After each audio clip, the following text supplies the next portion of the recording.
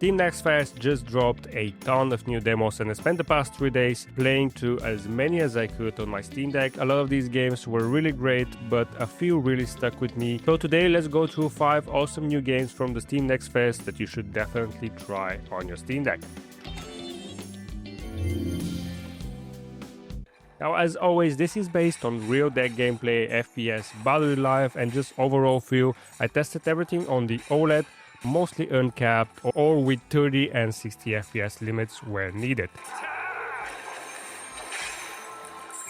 Starting off with the first one, Ember and Blade. This is a twin-stick shooter that mixes fast action with a dark, moody atmosphere. You move through tight areas, clearing waves of enemies, picking up upgrades and facing off against some surprisingly tough bosses. On the Steam Deck it runs at around 60 FPS most of the time, with a few dips when things get chaotic, as it is known for these types of games. Now, battery life sits at around 2.5 hours on the OLED, which is pretty normal for something this effects heavy. The demo covers the first act called Ashen Meadow, and it's a solid showcase of the game's pace. The controls feel tight, the combat feels very nice, and the visuals have this gritty glow that really works on the OLED screen. It's kind of like Vampire Survivors meets Hades, but it also is one wrong move and you're dead type of game. So it's definitely challenging, and the combat is very satisfying.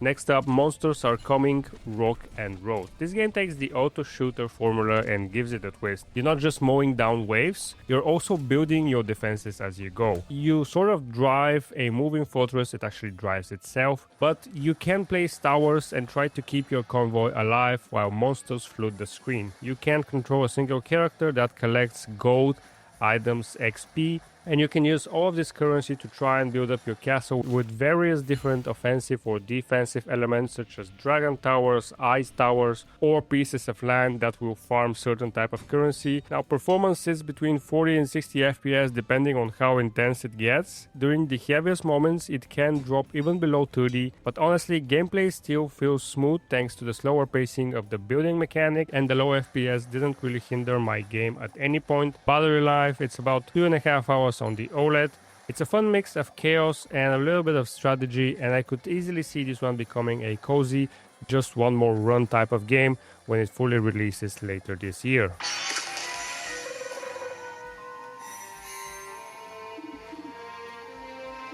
Number 3 is Alabaster Dawn. This is a gorgeous action RPG from Radical Fish Games, the studio behind Crosscode. And yeah, you can see the pedigree right away.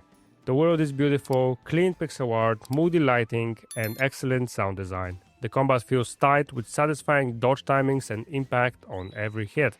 On the Steam Deck it's completely smooth, locked 60 FPS from start to finish, although the game doesn't actually support 16:10, so you do get black bars on top and bottom. If that's a deal breaker for you, I'm sorry, this game has it. Battery life hovered right around 3 hours for me.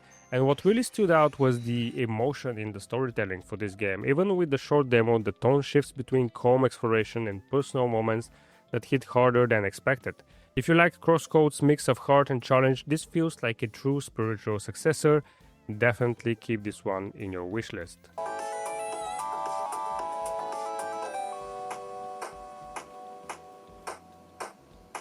At number 2, something that completely caught me off guard is a game called Insider Trading. Imagine bilateral, but instead of poker, you're playing the stock market. It's a roguelike deck builder where your cards influence share prices, manipulate charts, and trigger combos.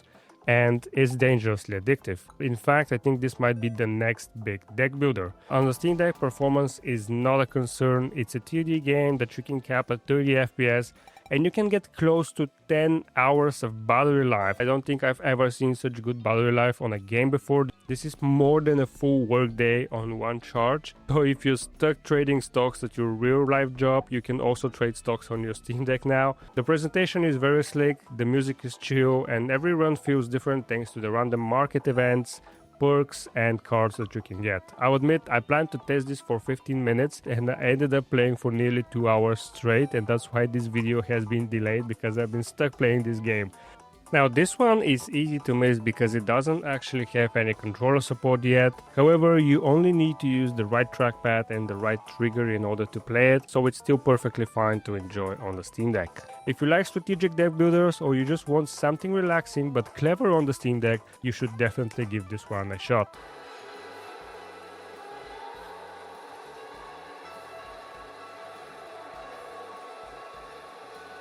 Finally, at number 1, Scate Story. I've been following this game for years. I think it was originally announced in 2022 and the demo completely lived up to the hype. The game has gone through several iterations, but it's finally here, and you play as a demon made of glass skating through surreal dreamlike worlds. Every movement, every turn, every trick just feels right. It feels smooth, it's fluid, meditative even, and weirdly emotional.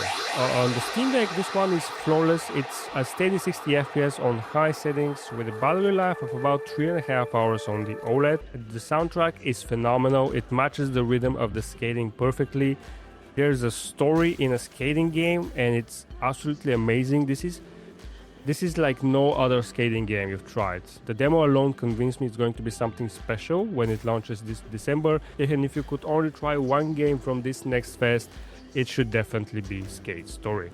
So there you have it, 5 demos that genuinely impressed me on the Steam Deck. From surreal skating to emotional RPGs and clever deck builders, this next fest has something for everyone. There are a ton more games that I couldn't cover in this video, but if you're planning to test them yourself, I think Scate Story and Insider Trading are great starting points, but honestly, all of the games deserve your time. So what about you? Have you tried any demos on the Steam Deck or even outside of the Steam Deck?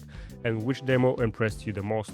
Drop a comment below, I'd love to hear your picks, and as always, if you found this video helpful, give it a like, subscribe for more Steam Deck content, ring that notification bell so you don't miss the next batch of Steam Deck videos. Thank you guys for watching, and I'll see you in the next video.